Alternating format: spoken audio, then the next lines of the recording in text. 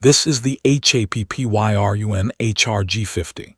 It is the first electric bike I have ridden that lets me climb my steep morning hill, arrive clear-headed, and still have plenty of battery left for the trip home. This fits into the fat tire electric bike category with a retro motorcycle vibe.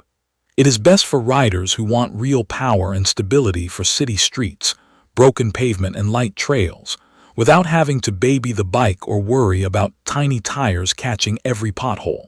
If you need something featherlight to carry up several flights of stairs every day, this is not the one. If you want to replace short car trips, handle rougher shortcuts and show up without sweat, this makes a lot of sense. The look matters because you live with it, and this one has presence. The frame has that mini moto silhouette that makes you feel planted as soon as you sit down. The long bench-style saddle gives you room to shift your position on longer rides, even though it runs on the firmer side. The tires are big, 20 inches in diameter and about 4 inches wide, and they change the entire character of the ride. They calm down cracked asphalt, gravel sections, and the kind of city hazards that usually rattle a narrower commuter bike. There is dual suspension here, a front fork that takes the bite out of square-edged bumps, and a shock beneath the seat that helps keep your back happy on longer rides.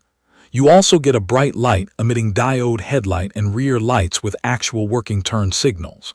Those are not gimmicks. Drivers notice them, and I feel more comfortable signaling at night because my hands can stay on the bars. The digital display is clean and readable in daylight, and it gives you speed, battery level, distance, and your assist level without forcing you to dig through menus. The battery is removable, which is important in real life. I charge indoors at work and at home, and I like being able to lock the frame downstairs while the battery is on a charger upstairs. Setup was straightforward enough, though the first time can feel a little intimidating if you have never unboxed an electric bike. Mine arrived mostly assembled. I mounted the front wheel, the handlebar, and the pedals. With the included tools and a little patience, I was riding in around 30 minutes. The instructions are serviceable, but not great. I did a quick check on brake alignment and gave the cables a once-over. The mechanical disc brakes needed a couple of small tweaks to eliminate rub and get the lever feel where I wanted it. If you are new to this, there are plenty of simple guides online that walk you through the basics. After that, it was charge the battery, air up the tires, and go. On the road, the responsiveness is what stands out. The motor is rated at 750 watts, and it can surge higher when you ask for it. You feel that the moment you kick off. With the throttle, it moves with confidence from a stop, which is exactly what I want at an intersection. On hills, there is very little lag. I have a long, steady climb on my commute that usually punishes my legs. With pedal assist set to a middle level, I spin at a comfortable cadence, and the bike holds pace without me having to mash. If I am tired, pure electric mode gets me up cleanly while I just focus on steering. Pedal assist feels natural once you find the level that matches how hard you want to work. There is no weird surging, and it does not feel like the motor is fighting me when I ease off. Let me talk about the core ride quality. Those fat tires and the suspension are doing a lot. On broken concrete, where a regular commuter bike would chatter and skip, this one tracks straight and takes the sting out of impacts. I am not saying it turns gravel into velvet, but I finish the same route feeling less beat up, and that makes me ride more often. The long wheelbase and the weight, which is around 95 pounds, help with stability. At speed, it feels planted. In tight spaces or when I need to lift the rear to reposition, the weight makes itself known. The flip side is that the bulk gives you that secure, small motorcycle feeling, especially on fast descents or in gusty wind. Battery life has been solid. The pack is rated at 48 volts and 18 ampere hours. Translation for daily riders.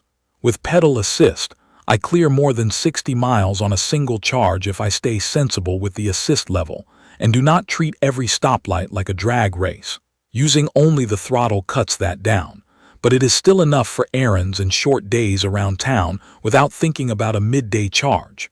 Charging from low to full has been right around 5 to 6 hours for me, which fits my routine. I plug in after dinner or during the workday, and I am ready to go.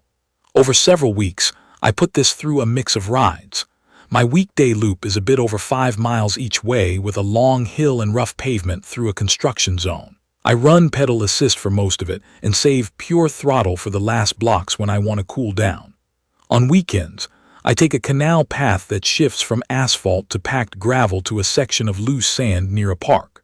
With tire pressure lowered a touch, the bike floats through that loose section better than any narrow tire bike I own. Rain days have been uneventful in a good way. The tires grip predictably, and the brakes stay consistent once the pads are bedded in. I do plan to eventually upgrade to hydraulic brakes because I like the lighter lever feel, but the mechanical discs here have been reliable once adjusted. There are convenience details that show up only when you live with it. The turn signals are the first. They are bright enough to be seen, and having them means I keep both hands locked on rough surfaces instead of taking one off to signal with my arm. The alarm system is loud enough to draw attention if someone messes with the bike while I run inside a store. There is an optional global positioning system tracker that pairs with the alarm for extra peace of mind. I also appreciate the removable battery for charging flexibility. I can lock the frame in a parking cage and carry the battery inside without wheeling the entire bike through crowded hallways. The display and controls are simple, with clearly marked buttons that you can operate with gloves. Small thing, but it matters on cold mornings. It is not perfect. The weight is the obvious trade-off. Carrying it upstairs is not fun, and loading it onto a car rack by yourself takes planning. This is a bike that wants to live on the ground floor or in a garage. The seat is firm. It is fine for an hour or two, but on longer weekend rides I start thinking about swapping it for a softer saddle or adding a gel cover. Out of the box, the brakes needed a bit of dialing in. That is normal for bikes shipped direct, but the manual could be clearer for beginners. One more practical note. Because of the unique frame and electrical system, not every local shop is eager to work on it. I have handled routine tweaks myself, and I have a shop nearby that is comfortable with electric bikes, but it is worth checking your local options if you do not want a wrench on your own. A specific use case that keeps winning me over is the errands loop. I run a backpack with groceries, hit a bakery on the far side of town, and take the long way home on a gravel path. On a regular bike, that route is a workout and I arrive sweaty. On this, I keep a steady pace with pedal assist, use the throttle to surge through tricky intersections, and I finish the loop feeling fresh. The wide tires soak up curb cuts and broken patches in front of shops. When I park outside, I arm the alarm and lock the frame. The return trip at dusk is calm because the light-emitting diode headlight throws a clean beam, and the tail lights with turn signals make me feel visible. Another scenario is the commute reset. There is a stretch on my route where traffic piles up and the road shoulder gets choppy. The HR-G50 stays composed. The acceleration off the line lets me get clear of clusters of cars, and the suspension keeps the bars from chattering over bad patches. I can ride in regular clothes, arrive without that red-faced look, and still feel like I had a bit of outdoor time before sitting at a desk. That balance is why I keep choosing it over the car for short trips. I like that the modes are simple, pure electric when I want to rest, pedal assist when I want to stretch my legs and extend range, motor off if I absolutely need to, though I rarely do because of the weight. The fact that I can choose on the fly changes how I ride. On headwind days, I bump up assist. On empty paths, I dial it down and enjoy the quiet. It sounds minor, but it keeps the bike feeling flexible rather than forcing me into one riding style. After several weeks, my honest take is this. The HAPPYRUN HR-G50 delivers a strong, stable ride with real hill climbing, real comfort on rough surfaces, and practical touches that make daily use easier. It asks for some trade-offs. It is heavy. The saddle might not be your favorite. You might need to do basic adjustments yourself or find a shop that is friendly to electric bikes. If you can live with those, you get a confident, fun machine that replaces short car trips and makes longer rides inviting rather than tiring.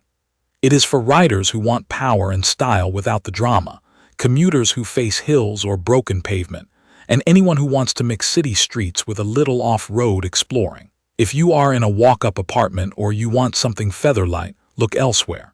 If you want a tough, comfortable electric bike that feels secure and keeps you riding, this one is worth serious consideration. I'll leave the details about the HAPPYRUN HR-G50 in the comments for you to check out. See you in the next video.